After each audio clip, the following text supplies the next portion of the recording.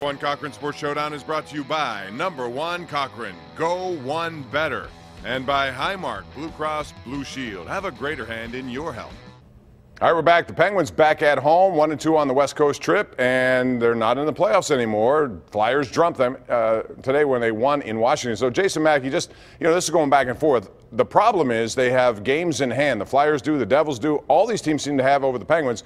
That means you got to win regulation games. So, a scale of 1 to 10, where is your concern level right now? I don't know, maybe a 4. I'm still in the camp of as long as they're healthy, they're going to be fine. I know they only won 1 game on that West Coast road trip, but they played really well against San Jose.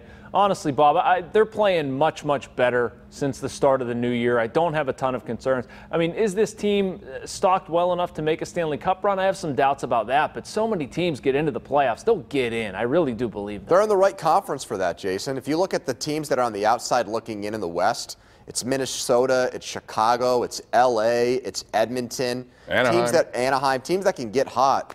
I mean, who's going to run them down for that second wild card? Seriously. Yep. And Philly, the Islanders, the Canadiens. You have a bunch of pretenders around them that are going to falter. People forget how long this season is. There's a lot of stuff can still happen. I'll redirect this a little bit back to Jason for a second because, Jason, I'm just curious what you think about their desire now to get a third-line center because it looks like they've kind of rediscovered Hagelin with Malkin and Hornquist. With that being the case, they try even harder now to get that third-line center so that they can distribute all their talent through 3 lines and have Kessel go back to being on his own line with a center that can actually help him like Bonino used to? The problem here is trying and doing. Third-line center prices for who they want to get or the type of player that can actually have an impact right now are dropping in the bargain basement bin based on their assets. I mean, you have Ian Cole who's out there. He's been a healthy scratch for a while, and he's about the only thing they can give up. Yeah, that's an embarrassment to me. The way that they've treated him, to be honest with you. I just...